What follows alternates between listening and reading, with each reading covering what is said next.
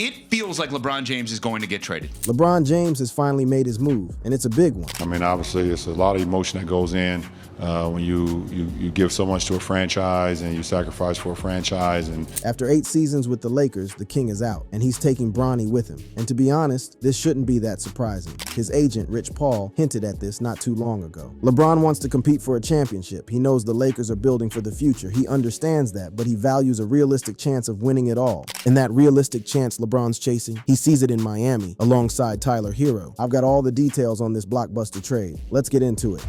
The trade.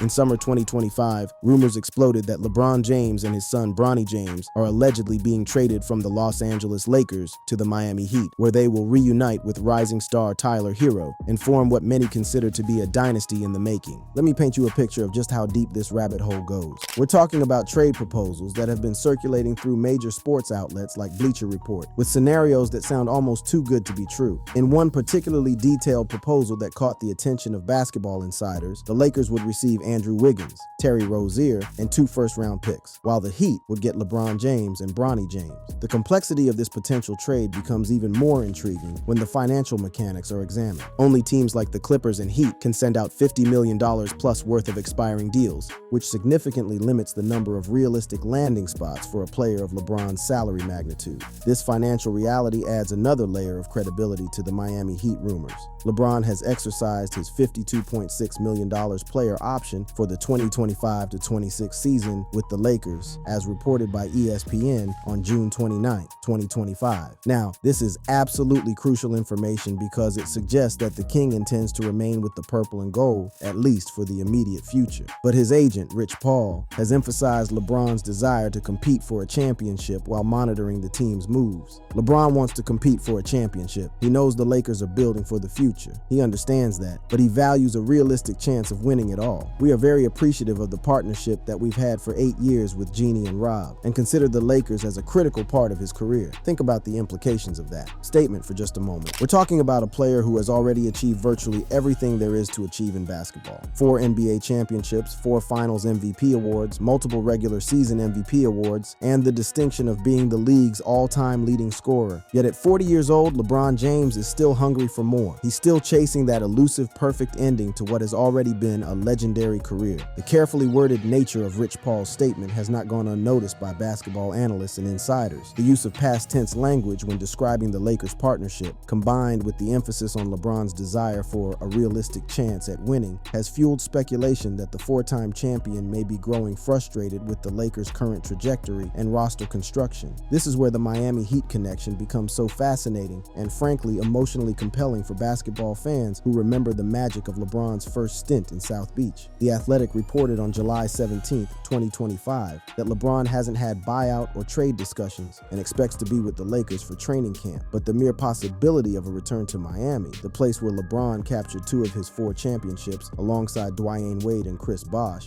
has captured the imagination of fans and analysts alike. The historical significance of LeBron's Miami tenure cannot be overstated. During his 4 seasons with the Heat from 2010 to 2014, LeBron led the team to 4 consecutive NBA Finals appearances and won 2 NBA championships in 2012 and 2013, earning NBA Finals MVP honors both times. He also won 2 consecutive NBA Most Valuable Player (MVP) awards in 2012 and 2013 while playing for the Heat, establishing what many consider to be the most successful period of his career in terms of team accomplishments. Now let's talk about Bronny James because his role in all of this cannot be understated. NBA.com and ESPN list him as a Los Angeles Lakers guard, with recent stats from the 2024-25 season showing averages of 2.3 points, 0.8 assists, and 0.7 rebounds over 27 games. These numbers tell a story of a young player who is still finding his footing in the most competitive basketball league in the world. The father-son dynamic here is unlike anything the NBA has seen. So much so, they're officially recognized as the first father-son duo to ever share the court in league history. What makes the Miami speculation particularly intriguing is the timing and context surrounding these rumors. The Miami Heat have subtly fueled these rumors by commemorating the 15-year anniversary of LeBron's initial decision to join the team in 2010, as reported by Marca on July 8, 2025. This seemingly innocent anniversary acknowledgement has been interpreted by many as the Heat organization keeping the door open for a potential reunion. But the financial complexities of any potential LeBron trade cannot be ignored. The Lakers have indicated, per The Athletic on July 14, 2025, that they do not want to take on long-term contracts in any LeBron trade, limiting potential deals. This strategic approach by the Lakers front office suggests they're prioritizing financial flexibility for the post-LeBron era,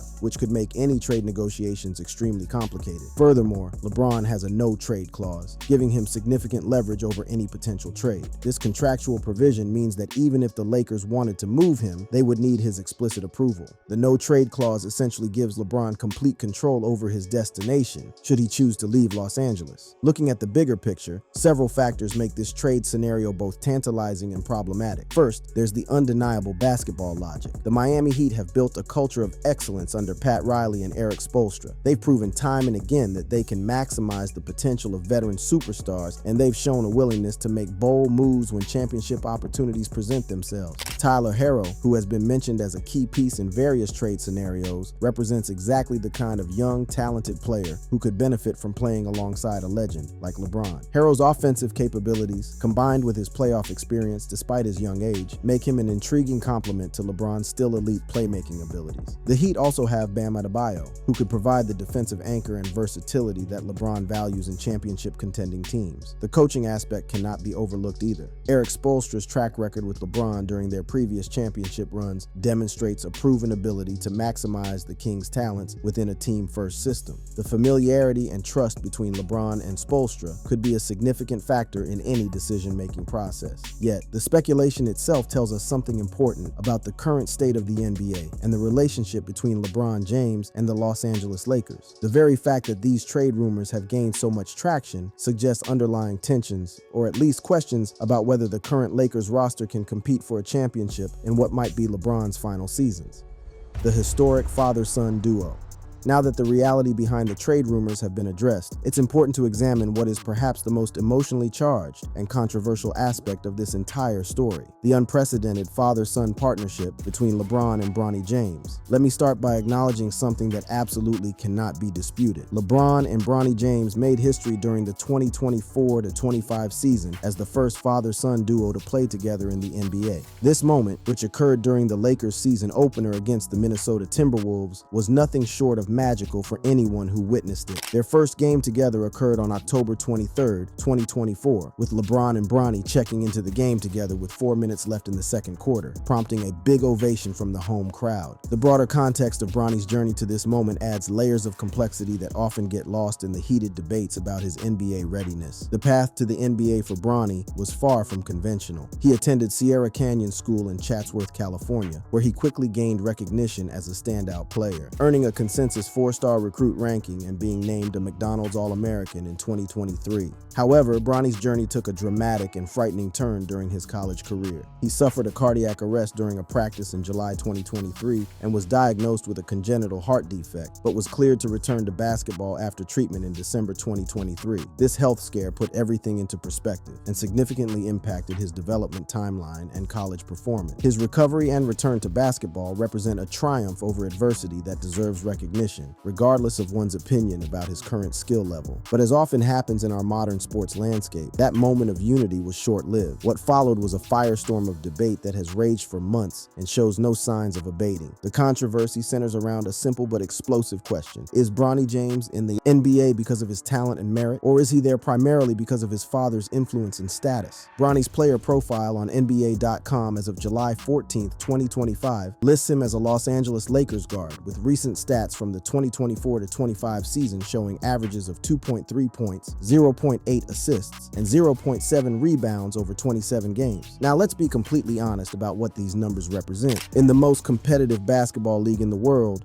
these are modest statistics that would typically belong to a player who is either developing his skills or struggling to find his place at the professional level. Stephen A. Smith was particularly vocal about these statistics. Bronny James has played in 13 NBA games. Ladies and gentlemen, he's averaging 0.3 points, 0.3 assists, and 0.4 rebounds. And he's playing in the first quarter of an NBA game? Really? These numbers, taken in isolation, would typically raise serious questions about any player's readiness for NBA-level competition. Smith's passionate commentary reflects the frustration that many analysts and fans feel when they see these statistics alongside Bronny's continued presence on NBA rosters. But here's where the situation becomes infinitely more complex and emotionally charged. Bronny James isn't just any second-round draft pick struggling to find his footing. He's the son of one of the greatest basketball players in history, thrust into a spotlight that few athletes of any generation have ever experienced. He was drafted by the Lakers in the second round, 55th overall, of the 2024 NBA Draft, a selection that immediately sparked debates about merit versus nepotism. The circumstances surrounding his draft selection have been particularly controversial. Reports suggest his agent, Rich Paul, discouraged other teams from drafting him, threatening that Bronny would play overseas if selected by another team, as reported by CBS Sports. This strategic maneuvering, if accurate, suggests a carefully orchestrated plan to ensure Bronny would end up on the same team as his father. ESPN reporter Adrian Wojnarowski noted that nepotism is prevalent in various NBA roles, from front offices to coaching, suggesting Bronny's case is part of a larger pattern. However, the high-profile nature of this particular case, combined with LeBron's global fame, has made it a focal point for broader discussions about fairness and meritocracy in professional sports. The nepotism allegations have been particularly intense and, frankly, uncomfortable to watch unfold in public. Critics argue that Bronny's draft by the Lakers was influenced by his father, LeBron James, rather than merit, sparking significant controversy. These aren't just casual fans making these accusations. We're talking about respected analysts, former players, and basketball insiders who have raised serious questions about the process that led to Bronny being selected. The fan reaction to these developments has been fascinating and deeply divided. Positive reactions included fans calling it freaking awesome as a parent, and one fan saying it was a super cool and historic moment, unlikely to happen again. However, the criticism has been equally vocal, and at times, brutally honest. Negative reactions focused on nepotism, with one fan comparing the situation to a Make-A-Wish scenario, suggesting Bronny isn't good enough. These comments, while harsh, reflect a genuine frustration among some fans who believe that professional sports should be a pure meritocracy. The nepotism debate has also taken on racial and social dimensions that make it more complex. Some opinion pieces defend LeBron, framing his actions as a celebration of black generational wealth, arguing that nepotism is common across industries, often benefiting white individuals, and that Bronny deserves a fair chance despite the criticism.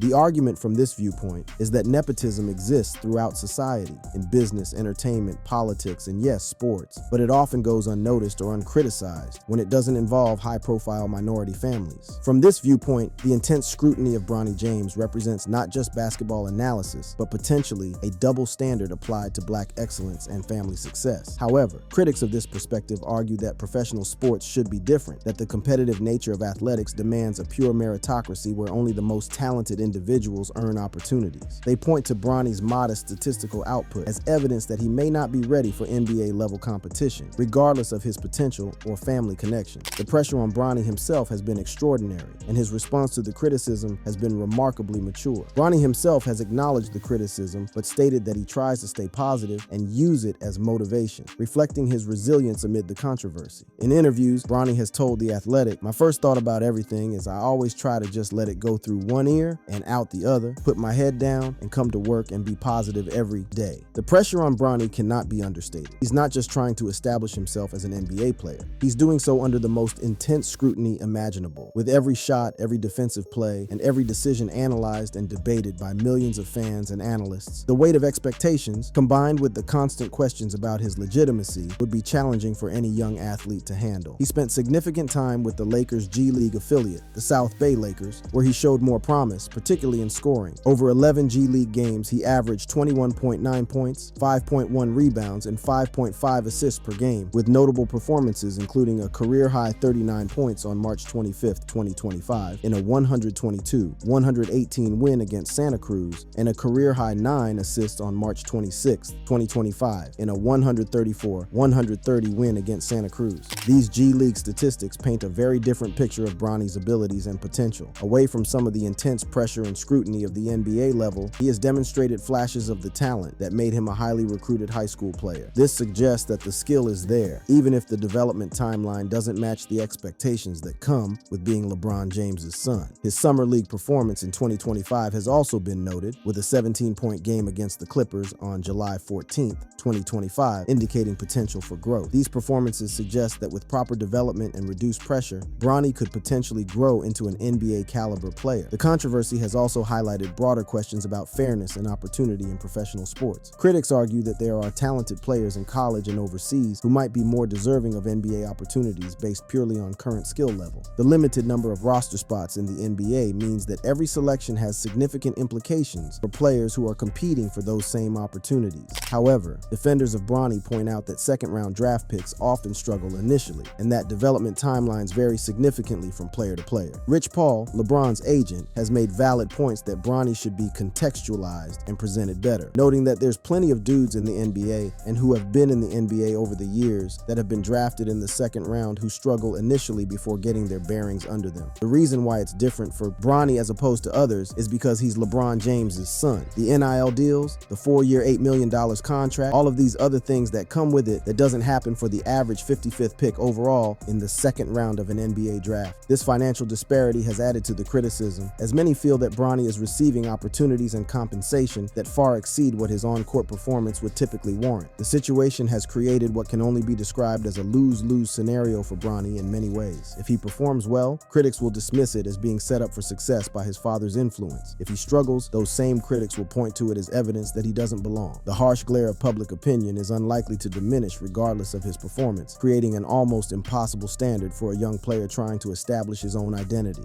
The psychological impact on both father and son in this situation is profound. For LeBron, watching his son face intense criticism and scrutiny must be incredibly difficult, especially when much of that criticism stems from decisions that LeBron himself influenced. For Bronny, the challenge of establishing his own identity while carrying the weight of his father's legacy presents unique obstacles that few athletes have ever faced. LeBron's explosive feud with Stephen A. Smith. Now comes the most explosive and emotionally charged part of the story, the public feud between LeBron James and ESPN's Stephen A. Smith. This unexpected clash has gripped the sports world and exposed just how much pressure is building around Bronny James. The confrontation that shocked the basketball world occurred on March 6, 2025, and it was unlike anything we've seen in modern sports media. LeBron James approached Stephen A. Smith courtside during a Lakers game against the New York Knicks and confronted him about his critical remarks on Bronny. What made this moment so extraordinary wasn't just that it happened, but how it happened and what it revealed about the emotional toll this controversy has taken on the James family. I'm saying we all see what's happening with your son right now. It's kind of hard to watch. He clearly took exception to some of the things that he heard me say, and he confronted me about it. The confrontation was intense and personal in a way that transcended typical sports discourse. LeBron James rolled over on me and basically started speaking to me, getting in my face about stop effing with my son. That's my effing son. Stop effing with my son. And that was about the size of it. He didn't give me much of a chance to speak, to respond. The raw emotion in those words, the protective instinct of a father defending his child, was palpable, even to those who only heard about it secondhand. This exchange reveals the deeper context of their conflict. It wasn't just about Bronny's current performance, but about the expectations and pressure that LeBron's own statements had created for his son. Smith's perspective was that LeBron had contributed to the intense scrutiny by making bold claims about Bronny's abilities before he had proven himself at the professional level. But here's where things get even more interesting. Stephen A. Smith's response to the confrontation revealed deeper layers of misunderstanding and miscommunication, highlighting the way sports, family, and criticism collide in today's media landscape. Smith later described the confrontation as weak and bull on a podcast, escalating the feud. The immediate aftermath of the confrontation saw both men processing the incident in very different ways. He was very, very upset. That wasn't a basketball player confronting me. That was a parent. That was a father. This acknowledgement showed that Smith understood the emotional context of LeBron's actions, even as he disagreed with the approach. What followed was a public back and forth that played out across multiple platforms and revealed the deep personal investment both men had in their respective positions. LeBron appeared on The Pat McAfee Show on March 26, 2025, criticizing Smith for personal attacks. He's like on a Taylor Swift tour run, right? The Taylor Swift comparison was particularly cutting because it suggested that Smith was milking the controversy controversy for attention and ratings rather than engaging in legitimate sports analysis. This accusation struck at the heart of one of the most sensitive issues in sports media, the balance between genuine journalism and entertainment-driven content. The escalation of their feud revealed the personal nature of their disagreement in ways that made many observers uncomfortable. LeBron posted what many considered a petty response on social media after scoring a late winner against the Indiana Pacers on March 26, 2025, posting a mocking video of Smith boxing on Instagram, complete with a womp womp sound effect. This social media response showed that LeBron was willing to continue the feud beyond just verbal exchanges and demonstrated a level of pettiness that surprised many fans and analysts. Smith's response was equally passionate and revealing. And I just want to say for the record, LeBron James is full of it. And in this particular instance, as it pertains to his son, he is a liar.